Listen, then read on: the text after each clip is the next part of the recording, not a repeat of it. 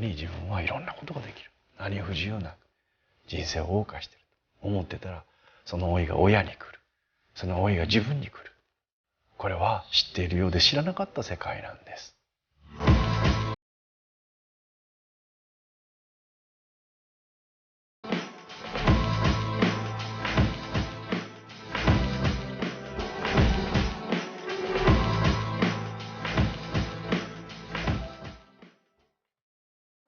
ペンネームホッシーさん、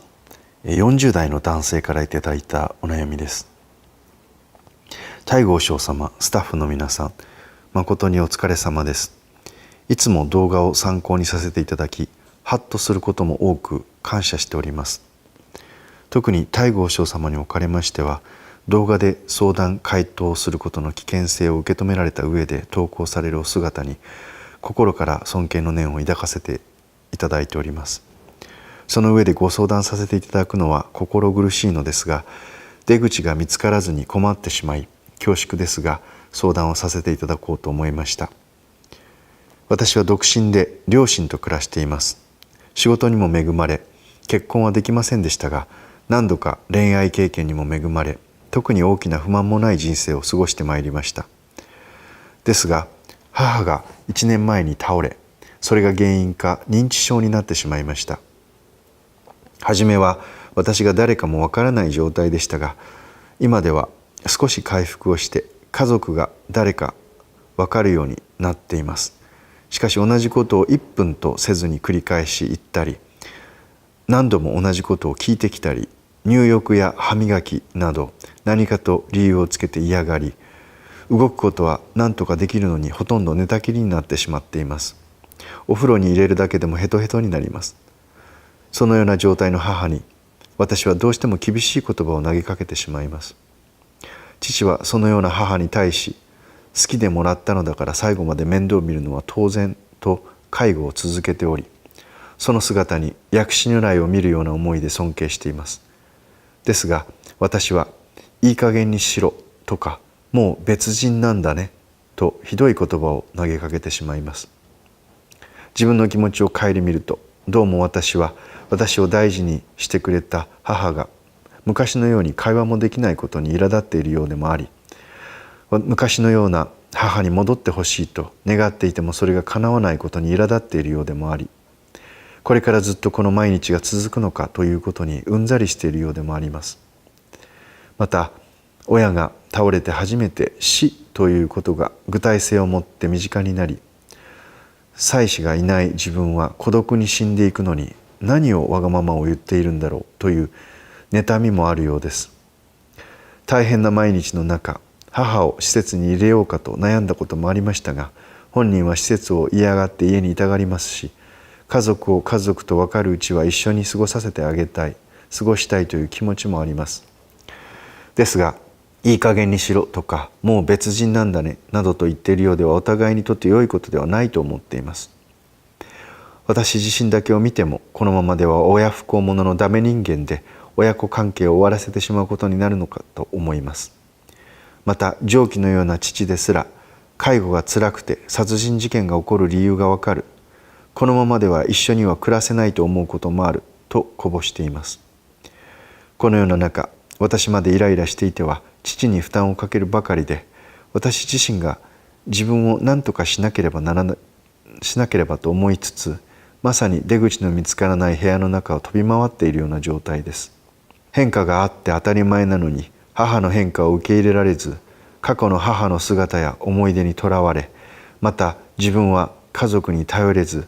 晩年を迎えるであろうとことの恐れから母への妬みを持ってしまう状態、そこから脱することができない自分に困っています。そこで和尚様には今の母を母として穏やかで優しい気持ちで接するにはどうすればよいか、ヒントをいただけないかとご相談させていただきました。ご多忙を極められている中に恐縮ですが、何卒よろしくお願いします。お釈迦様の説かれた教え、仏教の基本的な真理の中に四苦というものがあります。四苦とは4つの苦と書くんですけれども、その4つが生、生まれ、そして生きるということに伴う苦、老、老いるということに関して伴う苦、病、病気になる、心や体が病むということに関しての苦、そして最後が死、死ぬということに関してのそこにまつわる苦、これらが全ての人が避けることができないこれらの苦を宿命として持っている、この事実をまず最初に認識しなさい、これは真理であるからというのがこの死苦。今星さんのお母様がまさにこの老という人間の老いということに、それをもうまざまざと見せてくださる状況に今あられる。で星さんも40になられて、で今まで考えたこともなかった自分の親を通して人間の老いという現実を目の当たりにして、またそこに自分も40というこれから自分もまさに老いていくというその初老の状況にあってね、いろいろな思いを持ってお母様のこの老いの現実に直面していらっしゃる。星さんの問題は何かというと、この老いという状態を今まで直視したことがなかったということなんです。当然ですね、若さというものはまさに死とか老いとかそことは無関係に生を謳歌する時期ですから、自分の周りにはね老いてる人もいっぱいいらっしゃるし、老いに伴うさまざまな問題も今までもこれまでの先人たちもみんな経験してきたことだし、誰もがみんな老いて死んでいくということなのに自分とは無関係だと思って生きてきた。それが自分の身内で、しかも親がね老いる、そして自分も老いていくということがもう肌感覚で感じられるような状態になって、初めて人間はこれまでも理屈では分かってた、頭では分かってた、人間は老いる、そんなこと分かってますよというような態度で生きてきたけれども、実際にそれが老いということはこういうことなのかっていうことを日々見せつけられる。その最中にあっていろいろな葛藤が自分の中に出てくる。これは星さんが今まで老いということを身近に体験したことがなかったからだということなんです。それだけの話。子供は可愛いですけれども、子供を持ったことがない人は子供が生まれた瞬間にどれだけ大変な思いをするのかということを知らないで、ただ可愛い可愛いで子供を見ているけど、実際に子供を産み、そしてそれを育ててみると初めてね、寝る時間なんかないわけですよね。自分のことなんか二の次にしなければ子供を育たないわけですよね。これはもう自分のこと、自分の時間なんていうのはなくなっていくわけです。老いも一緒。本当に自分はいろんなことができる、何不自由なく人生を謳歌していると思ってたら、その老いが親に来る、その老いが自分に来る。これは知っているようで知らなかった世界なんです。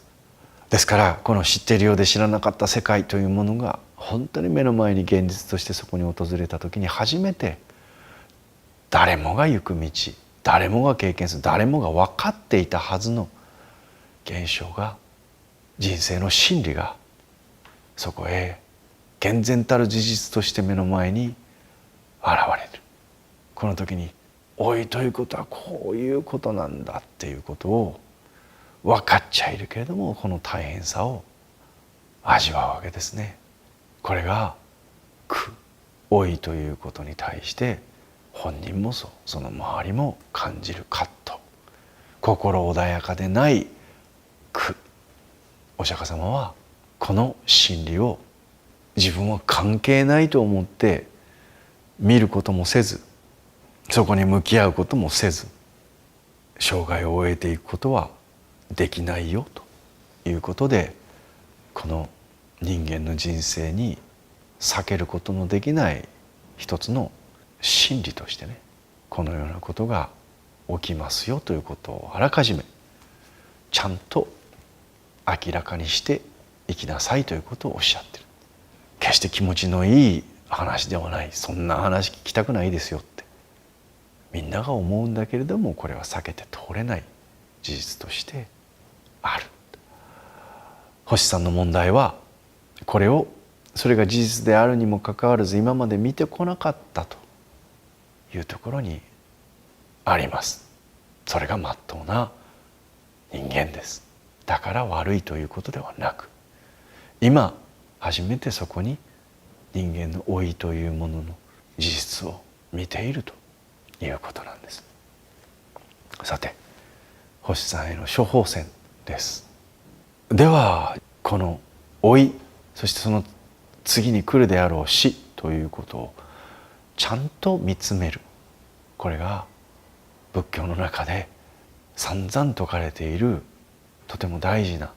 教えです。生きるということ、その生きるということの中には生きる上でのさまざまな苦しみがありますね。苦がありますね。金も稼がなければいけない、病気にもなる、それから年も取っていく、そしていずれは死んでいく。これは何人も避けることができない全ての人に訪れることであるのに、何とかしてそこに抗おうとして人間は薬を開発し、そしてさまざまなサービスを展開し商品を作り、あたかも人間は老いずに年を取ってもいつまでも変わらずにいられますよ、そしていつまでも変わらない自分でいられますよ、こういう商品やサービスや何かをセラピーを受ければ一生変わらないでいられますよというようなことを表面的にやってみせるわけですけれども、実際そうはいかないということを最初から見据えて生きるのか、それともいや何とかしてアンチエイジングで年を取らないということができると思い込んで生きるのか。さて、事実を事実としてきちんと認識した上でどう老いと向き合うのか、どう自分の老いていく親と向き合うのか、老いていく自分と向き合うのかということを早い段階からちゃんと見据えて、そこへどう対処していくのかっていうことね。これをやるんだったら早い方がいいです。星さんへの処方箋は何かというと、今星さんは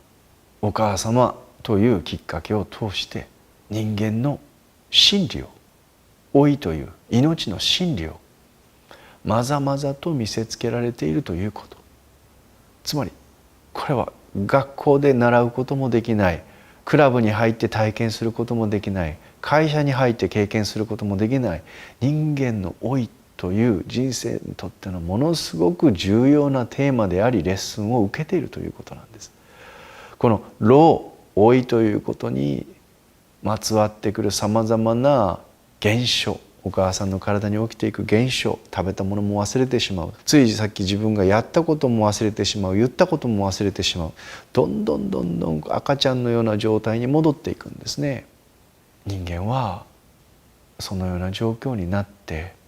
そして老いて死んでいく。自分のお母さんがかつてのお母さんではなくなっていく。そして自分もまたそのような状況になっていく。これが重なるわけですね。これはこののっぴきならない状況において心が穏やかであるはずがない。私たちの先輩方はご先祖様も含めみんなそのような状況を経て人間は死んでいっているわけですね。ですから星さんには処方箋としてね、これは最初から分かっていたお母さんのたどるべき道であり、そして自分もまたたどっていく道なんだということを自分に言い聞かせるということです。これが現実なんです。これが真理なんです。これを現実ではないと思い、真理でないと思っていた自分が間違いであって、これまでの自分が間違い、認識間違いをしていたのであって、これが事実なんですということをご自分に言い聞かせてください。そしてこれは真理なのであるからがゆえに避けられることでもないし、また忌み嫌うことでもないんです。みんなそのようにして年を取り、みんなそのようにして死んでいきます。どんなにきれいであった人でも、若き時にね、どんなに聡明であった人でも、どんなに有能な人であったにしても、動きが鈍り、頭の働きが鈍り、記憶力が鈍り、口元はだらしくなくなり、そして動きも緩慢になり、歩けばつまずき、物を持てば落とし、言葉を話せばよく整えられていない無意識の垂れ流しをするわけです。相手がそれを聞いてどう思うかということも分からず、これをしたら周りの人がどのような迷惑を被るかということも分からず、どんどん生まれたての赤ちゃんのような状態に戻っていく。でも赤ちゃんのように可愛い姿じゃないわけですね。こんな大きなと言っても年を取っていきますから、ある程度小さくなりますけれども、これが赤ちゃんならまだしも、これはこんな大きな大人であるから、しかもそれが自分を散々尊敬してきたり、自分を散々叱ってきたりして、やかましいこと言ってきた親であるから、自分が愛している親であるから、これがまた情けないやら不甲斐ないやら悔しいやらという思いになるわけですね。けれども、これはお母様が若い時から分かっていたことであり、法師さんにもいずれ訪れることであり、全てのこれまでの先輩諸先輩方先祖方もみんな経験してきたことであり、これからの人間たち、子どもたち、自分たちも含めてですね、次の世代も経験していくという現実なんです。なので法師さんにはぜひね、急にと言っても無理だと思うんですけれども、これまで自分が見ていた母の姿、これまで自分が思い込んでいた人生というものの現実が、むしろそちらが認識間違いであったと。いつまでも変わらない母である、いつまでも変わらない人間である、いつまでも変わらない自分であると思い込んでたことが間違いであったというふうにして理解をしていただく、ここを明らかにする、これが処方箋です。さて、そうは言いましても、親の置いていく姿、自分のおじいちゃんおばあちゃんが置いていかれる姿というものは、その身内の者にとって決してすぐに受け入れられるものではないということを私もよくわかります。当然私も祖父がおりました、祖母がおりました。父方の祖母は祖父が亡くなったわずか3日後ぐらいからおかしなことをお話しなさるようになり、その後あれよあれよという間に一気に地方が進みましたね。あれまでお互いが元気で生きている時にはあんなに口喧嘩なさってた祖父祖母ですが、祖父が亡くなってせいせいしてるかと思いきや、全然そんなことなら一気に、やはりね、その存在は大きかったんでしょうね。お話しなさることがおかしくなり、行われることがおかしくなって、最後は徘徊という状態がひどくなり、もう夕方になるとね、かまどでご飯炊いてた人ですから、どっかからマッチ棒を見つけてきて何かに火をつけようとなさったり、そのタイミングで子どもたちはこれから子どもを育てて何とか生活を成り立たせていかなきゃいけない、みんなが忙しいんです。その時に認知症がどんどんひどくなっていく親をなかなかうまく面倒を見て差し上げられないということで、少しね、当時はまだ珍しかった施設に預かっていただくという時期もありました。でもたまに行くとね、徘徊がひどいですから病院のベッドに手足を縛られてるんです。そして行くとね、どこのどなたか分かりませんけれど急にこう塩らしくお話しなさったり、全然関係ないことをお話しなさったり、そういう姿を私も孫として見て、とても不思議な、とてもショッキングな感覚に襲われました。でもやはりその時私は仏教の教えを聞いてましたから、これが老いというものなんだと、これはいずれ自分の親にも来る、そして自分にも来るんだと子供心に思った記憶がございます。さて、老いにまつわる2つの話をしたいと思います。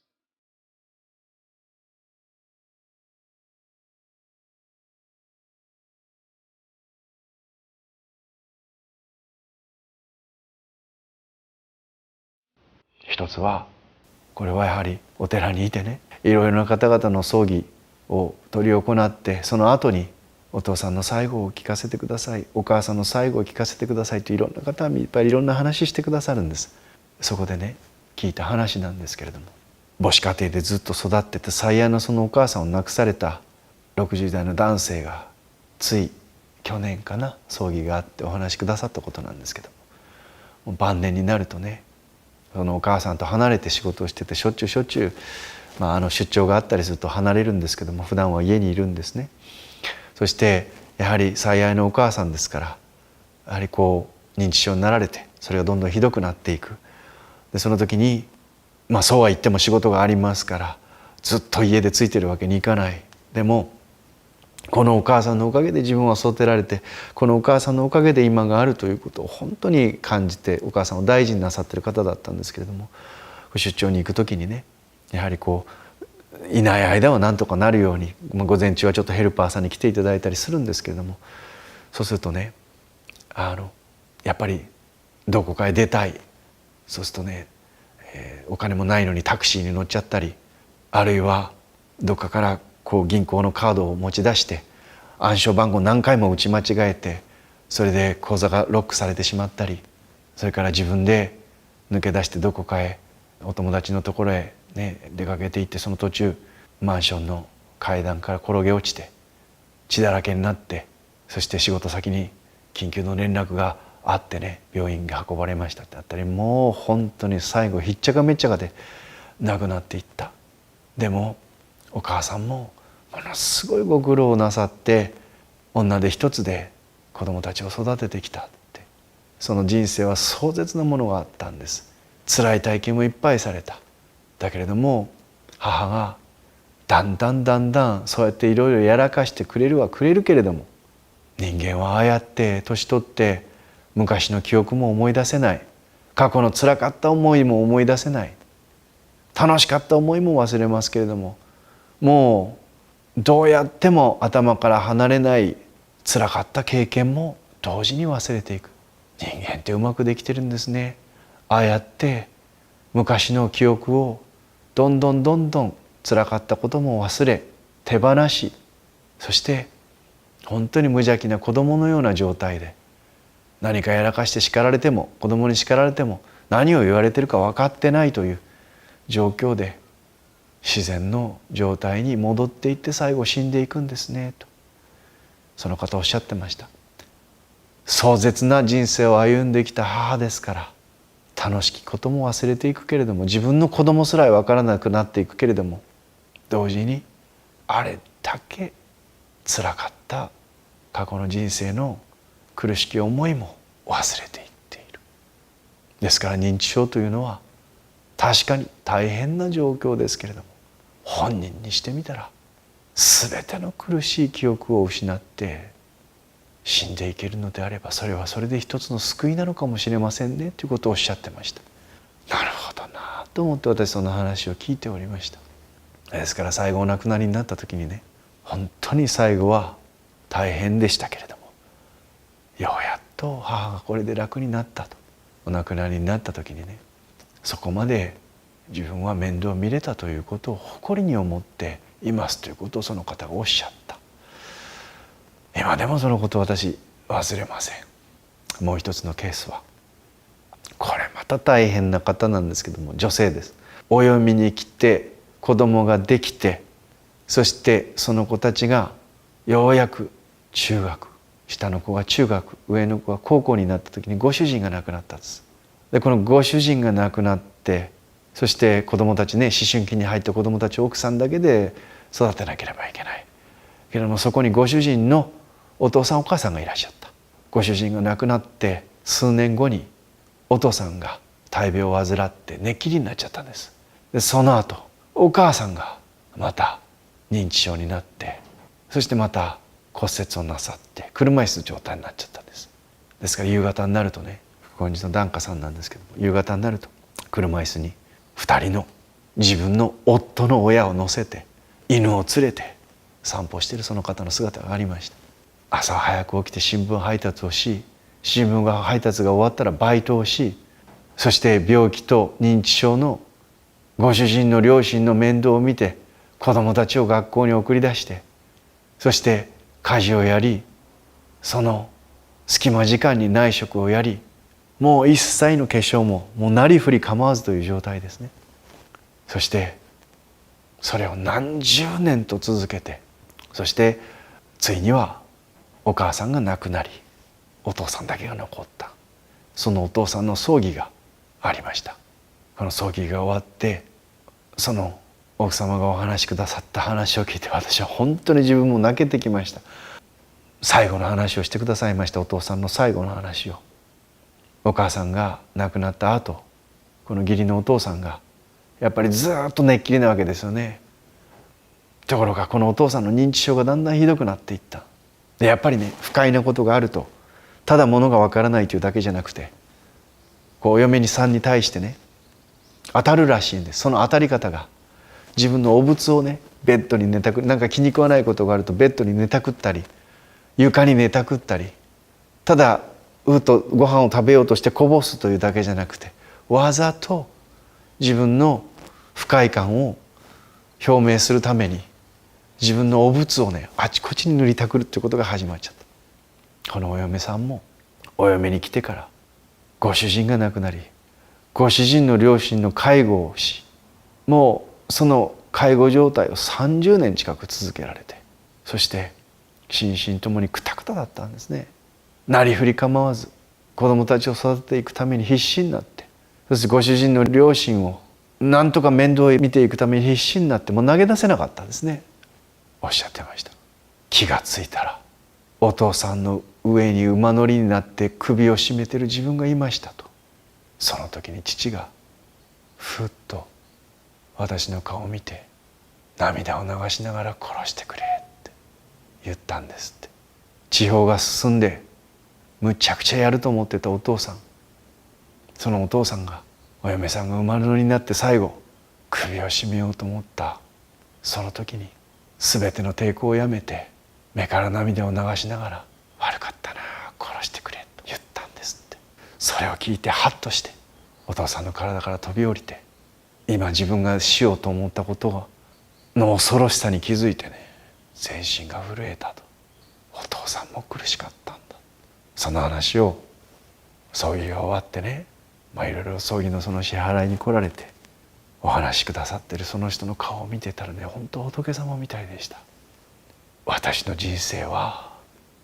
何だったんでしょうねって静かに、でもさほどそれが嫌だったという感じでなく、ふっとそのことを笑みを浮かべてね、私の人生はずっと介護と子育ての人生でしたって。でもそれをね、穏やかな、本当に仏さんみたいな顔しておっしゃるんです。私は何も言えなかった。その姿を、その時のその奥様の姿を、お父さんの上に馬乗りになって首を絞めている姿を、その時にそのお父さんが涙を流しながら殺してくれ、悪かったな、もういい、殺してくれと言ったその様子を想像してみた時に、お釈迦様のおっしゃった人生の真理、生老病死、そこに伴う何人も避けて通れない人生の苦というものを見据えて生きるという、一見とても消極的な、なんとなくネガティブな感じのするこの生きる上での姿勢、これは真理なんだと。この真理を改めて私も思い起こしたい。いずれ自分の親も自分も行くであろうその道をきちんと見据えていきたいと思った次第です。さて、本当にまた長く取り留めのない話になりましたけれども、どうかお師さん、このお師さんに今起きていることはお母様だけでなくお父様にも起きる、そしていずれ自分にも起きてくることであろうと思います。いや、あることなんです。ですからどうかね、いずれその時が来るということを今お母様がこの人生の真理、老いということを目の前で見せてくださっている。さてであるならばどう生きるか、ここが星さんのこれからの踏ん張りどころです。どうぞ